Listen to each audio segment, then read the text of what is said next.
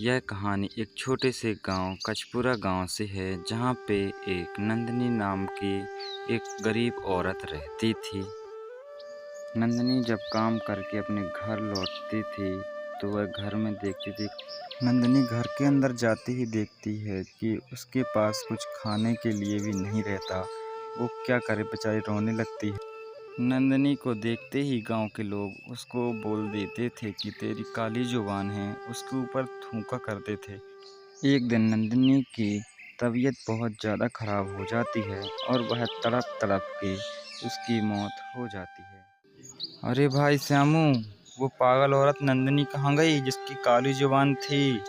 मुझे कई दिनों से वो दिखी नहीं।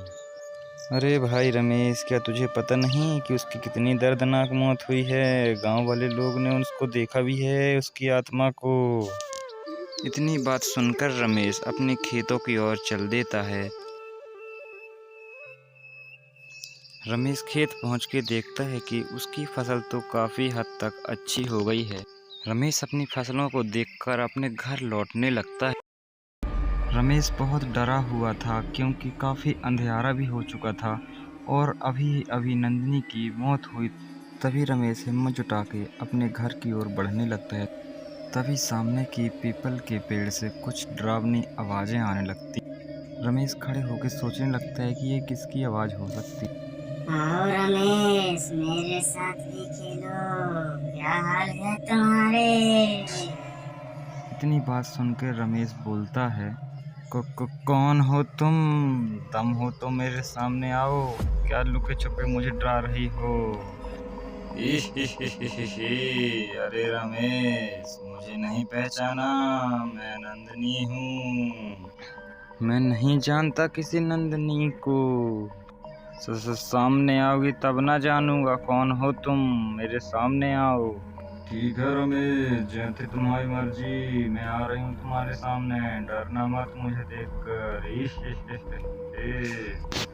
तभी रमेश के सामने नंदिनी का भूत उसके सामने आ जाता है। रमेश उसे देखकर तुरंत बेहोश हो जाता है। फिर नंदिनी का चुड़ैल जाकर उसी पीपल में जाके समा जाता है। रमेश जब होश में आता है तो वह खुद को अपने घर में पाता है। फिर वो अचानक से उठ के गाँव की तरफ भागने लगता है। सेठ जी बचाओ, सेठ जी बचाओ करते हुए रमेश सेठ जी के यहाँ पहुँचा। अरे अरे भाई रमेश, क्या हुआ? तुझे किससे बचाऊं? अरे सेठ जी, नंदिनी का भूत वापस आ चुका है। अरे रमेश, ये क्या बोल रहा है? नंदिनी का भूत? वो तो उसकी तो 3 दिन पहले ही मृत्यु हुई है। उसका भूत कहाँ से आ जाएगा? अरे नहीं नहीं सेठ जी, वो सही में नंदिनी का भूत आ चुका है। रमेश की बात सेठ मानने को ही नहीं तैयार था। कुछ दिन बाद गांव में अजीब प्रकार की घटनाएं घटने लगीं। एक रात को चुड़ैल सेठ जी के घर के पास आई और वहां से अजीब प्रकार की आवाजें निकालने लगी।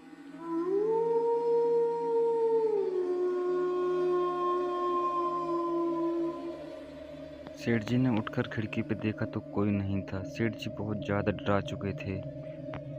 सेठ घर के बाहर जाने लगा। बाहर जाके देखा, सेठ जब घर के बाहर आया देखता है तो उसे कोई नहीं दिखता। फिर सेठ बोलता है, अरे भाई, कौन इतनी रात को मुझे परेशान कर रहा है? सेठ जी ने देखा कि कोई सफ़ेद साड़ी में जंगल की ओर जा रही थी, तो क्यों ना मैं भी उसके पीछे पीछे जाऊं। सेठ जी को पता नहीं था कि वह एक खतरनाक चुड़ैल है। सेठ जी उसका पीछा करने लगते हैं। चुड़ैल जाकर पीपल के पेड़ में समा जाती है। सेठ जी चुड़ैल का पीछा करते करते उसी पीपल के पेड़ के पास पहुंच जाता है। आओ